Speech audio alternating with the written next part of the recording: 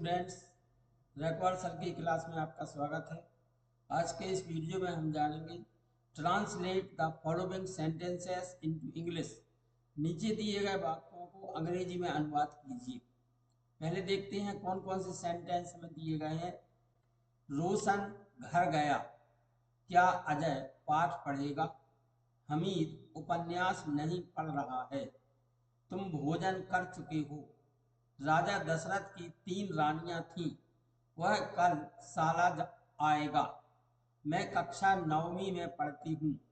मुकेश मेरे अध्यापक हैं, वह पत्र लिखता है। मीना चित्र बनाती है, वह 3 घंटे से क्रिकेट खेल रहा है। मोहन के 2 भाई हैं, क्या तुम अपना गृह कार्य कर चुके हो? वे स्कूल नहीं आए। श्याम कहाँ रहता है? अब हम इन सेंटेंसेस को एक एक करके देखते हैं। पहला सेंटेंस है रोशन घर गया। हम देखते हैं कि इस वाक्य के अंत में या है। हिंदी वाक्यों के ऐसे सेंटेंस जिनके अंत में या, ए और ई रहता है वे पास्ट इंडेफिनिट टेंस की वाक्य होते हैं। और पास्ट इंडेफिनिट टेंस की वाक्यों को जब हम इंग्लिश में ट्रांसलेट करते हैं तो सबसे पहले हमें सब्जेक्ट रखना पड़ता है। सब्जेक्ट के बाद वर्ब का दूसरा रूप और फिर ऑब्जेक्ट। इसमें सब्जेक्ट है रोशन और वर्ब है जाना और ऑब्जेक्ट चूंकि इसमें है नहीं, इसमें प्लेस दिया गया है।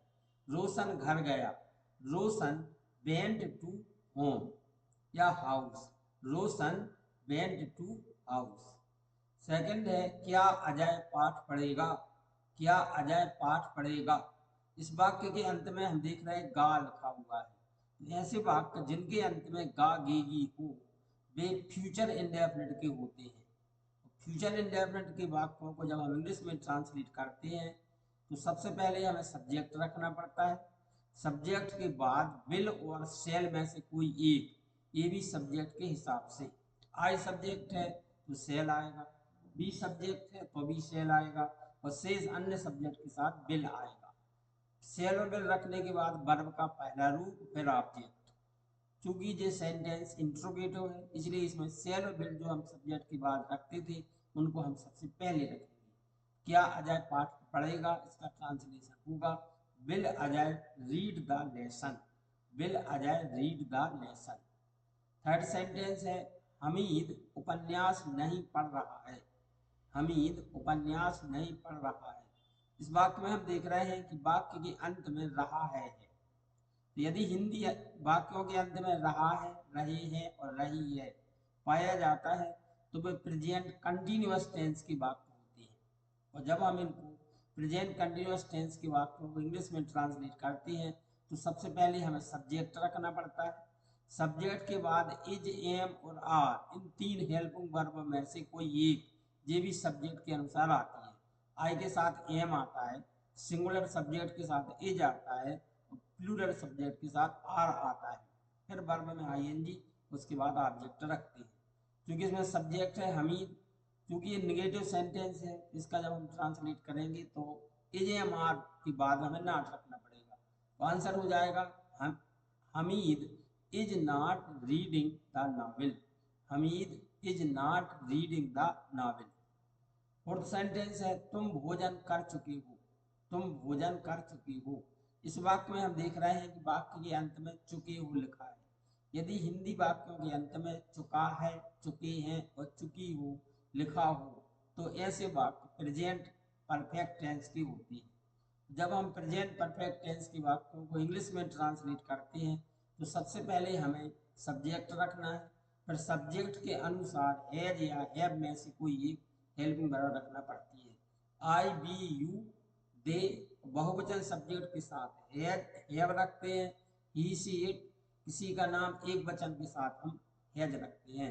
फिर वर्ब का तीसरा रूप रखते हैं और फिर ऑब्जेक्ट। तुम भोजन कर चुके हो, you have eaten, you have eaten meal, you have eaten meal. राजा दशरथ की 3 रानियां थी, जो कि इसके अंत में थी हैं, ये पास्ट इंडेफिनिट का वाक्य है। इसमें जो देखो इंडेफिनिट के वाक्य में 3 प्रकार के सेंटेंस होते हैं, या तो बी पे आधारित रहेंगे, या हैव पे आधारित रहेंगे, या फिर मेन वर्ब पे आधारित रहेंगे। चूंकि इसमें स्वामित्व तो दिखाया गया है, मतलब हैव पे आधारित है। चूंकि पास्ट टेंस की बात है, इसलिए पहले सब्जेक्ट आएगा, फिर हेड आएगा और फिर आगे आएंगी। राजा दशरथ की 3 रानियां थी। King Dasharath had 3 queens. King Dasharath had 3 queens. वह कल साला आएगा। वह कल साला आएगा। इस वाक्य के अंत में गा है। इसका मतलब है कि ये फ्यूचर इंडेफिनिट टेंस का वाक्य। फ्यूचर इंडेफिनिट टेंस को जब हम ट्रांसलेट करते हैं, सबसे पहले सब्जेक्ट, सब्जेक्ट के बाद सेल या बिल, जिस सब्जेक्ट के अनुसार आएगा, आई और बी के साथ सेल, शेष सभी के साथ बिल, फिर वर्ब का पहला रूप और फिर ऑब्जेक्ट वगैरह रखते हैं। वह कल साला आएगा, इसका ट्रांसलेशन होगा he will come to school tomorrow. He will come to school tomorrow. Next है, मैं कक्षा 9वीं में पढ़ती हूँ। मैं कक्षा 9वीं में पढ़ती हूँ। इस वाक्य के अंत में हम देख रहे हैं ती हूँ लिखा है। यदि हिंदी वाक्यों के अंत में ता है, ते है और ती हूँ, ता है, ते है, ती हूँ लिखा हुआ है, तो वे प्रेजेंट इंडेफिनिट की वाक्य होते हैं। प्रेजेंट इंडेफिनिट की वाक्यों को हम इंग्लिश में जब ट्रांसलेट करते हैं तो पहले हम सब्जेक्ट रखते हैं, सब्जेक्ट के बाद वर्ब का या तो पहला रूप या वर्ब में एस या ईएस रूप, फिर ऑब्जेक्ट रखते हैं। मैं कक्षा 9वीं में पढ़ती हूँ। I read in class 9th। I read in class 9th। Next है, मुकेश मेरे अध्यापक हैं। मुकेश मेरे अध्यापक हैं। जे वाला वाक्य प्रेजेंट इंडेफिनिट का है, पर बी वाली वर्ब पर आधारित है, जिसमें इज एम आर में से कोई एक वर्ब रखेंगे। Mukesh is my teacher. Mukesh is my teacher. वह पत्र लिखता है। इस वाक्य के अंत में ता है। ऐसे वाक्य जिनके अंत में ता है, ते है और ती है हो, वे प्रेजेंट इंडेफिनिट के वाक्य होते हैं। इनको यदि हम ट्रांसलेट करना चाहें तो पहले सब्जेक्ट, वर्ब का पहला रूप या वर्ब में एस या ई एस, फिर ऑब्जेक्ट। वह पत्र लिखता है। ही रीड्स, लिखना को राइट बोलते हैं। He writes a letter. He writes a letter. Meena चित्र बनाती है। इस वाक्य के अंत में भी ती है, इसलिए ये प्रेजेंट इंडेफिनिट का वाक्य है। पहले सब्जेक्ट आएगा, सब्जेक्ट के बाद सब्जेक्ट के अनुसार या तो वर्ब का पहला रूप या वर्ब में एस या एस, फिर ऑब्जेक्ट आएगा। मीना चित्र बनाती है। Meena draws a picture. Draw को बनाना बोलते हैं, खींचना।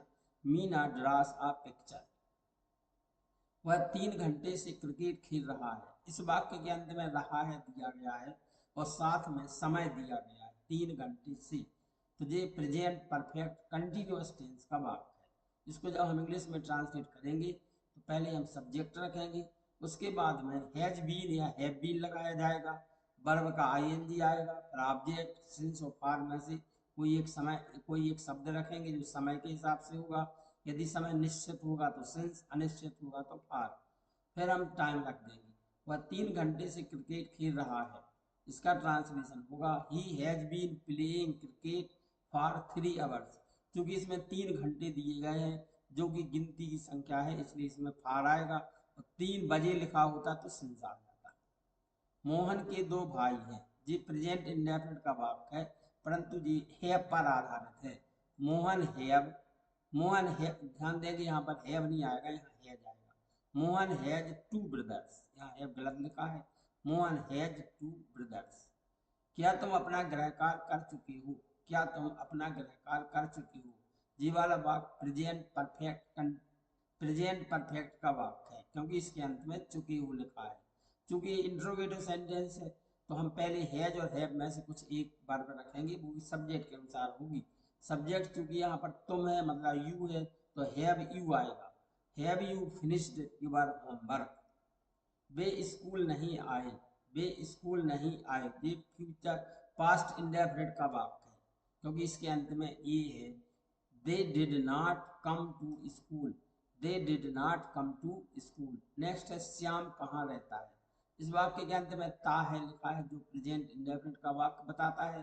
क्योंकि ये इंट्रोगेटिव सेंटेंस है, बीच में क्वेश्चन है, इसलिए यह वाक्य कहाँ से शुरू होगा?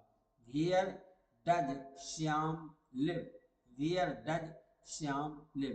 तो ये थे कुछ सेंटेंस जो कि हिंदी में दिए थे, इनको हमने इंग्लिश में ट्रांसलेट कैसे करते हैं बड़ी सरल विधि से बताया है।